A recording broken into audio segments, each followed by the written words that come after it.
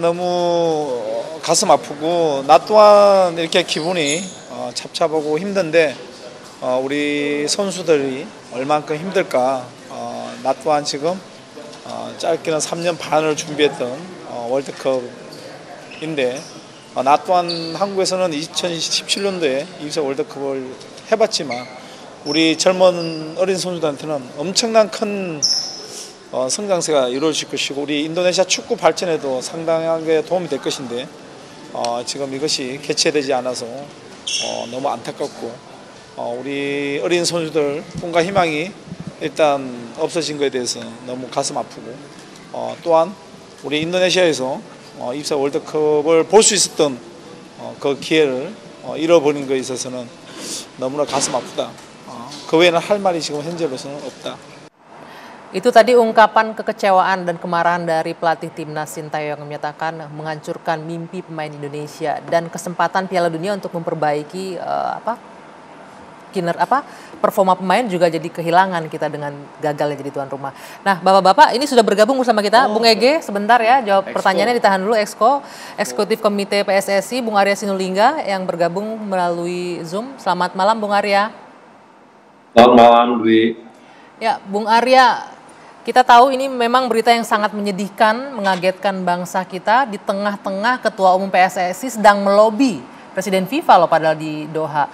Boleh diceritakan nggak Bung Arya, bagaimana sebenarnya proses lobby itu dan apa yang menyebabkan kegagalan akhirnya FIFA mencabut Indonesia sebagai tuan rumah?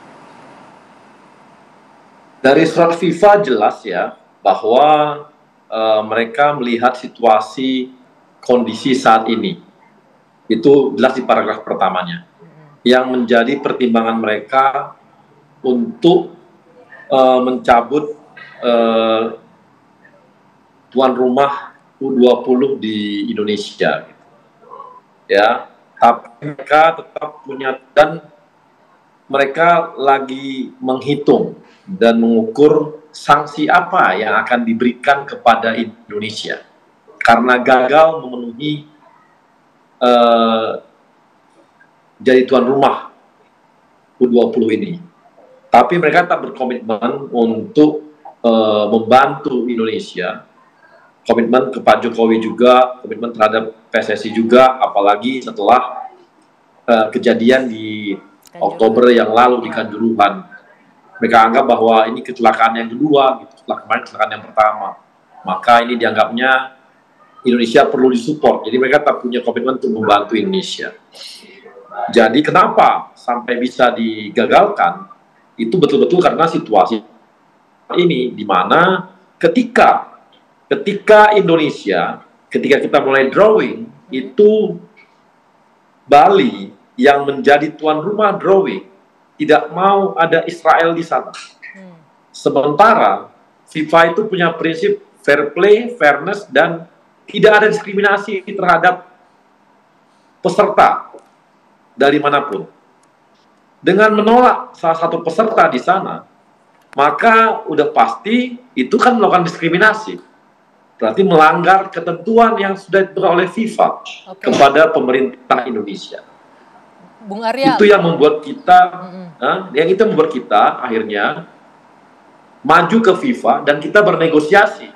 Kita bawa nih usulan dari bapak-bapak yang meminta Israel tak ada di Indonesia. Nggak bisa. Kita bawa, mungkin ada jalan tengah. Negara Israelnya mungkin nggak ada benderanya, nggak ada bangsaannya dan sebagainya. Itu pun diskriminasi, nggak bisa. Jadi kita sebenarnya udah itu sempat diusulkan oleh teman-teman. Ketua Umum PSSI berarti Bung Arya ya, ke pihak FIFA ya? Iya, kan itu permintaan kawan-kawan juga kan. Ya. Yang ada di publik kan mintanya sebagian kan minta seperti itu. Disampaikan kepada mereka nggak, pokoknya nggak boleh politik masuk dalam olahraga. Oke, kami juga mendengar adanya upaya Bung Arya. Kita nggak mampu. Bung Arya, saya ingin mengkonfirmasi, benar nggak ada upaya untuk tukar guling nih tuan rumahnya Indonesia untuk U17 dan U20-nya diserahkan ke negara lain, tapi itu juga tidak membuahkan hasil? Loh, Mbak, yang bilang siapa? Sampai hari ini aja masih sampai hari ini itu masih kegagalan. Kita dibatalkan. Suratnya jelas kan. Yang kedua, kita masih menunggu sanksi apa yang akan diberikan. Ini yang akan nanti dilobi oleh Pak Erik supaya kita tidak terkena sanksi yang berat seperti tahun 2015. Gitu. Boleh tanya satu aja, Bang Exco. Pertanyaannya adalah kan Bapak Erick Thohir membawa jaminan sepenuhnya dari Bapak Presiden Republik Indonesia serta dari Ketua Asosiasi ya. Kan artinya kita negara Republik Indonesia bukan federal. Kalaupun ada 1-2 gubernur yang berbicara seperti itu atas nama pribadi ataupun partainya, tapi apakah tidak cukup dengan jaminan sepenuhnya dari Presiden Republik Indonesia yang akan nantinya menjamin terlaksananya itu tanpa diskriminasi? Pak Jokowi ini sekarang sedang menikmati 73,1% kepercayaan dari rakyatnya loh pada hari-hari ini, ya kan? Ditambah dengan dukungan sepenuhnya dari Ketua Asosiasi. Apakah tidak cukup itu untuk meyakinkan FIFA kita jalan terus misalnya gitu?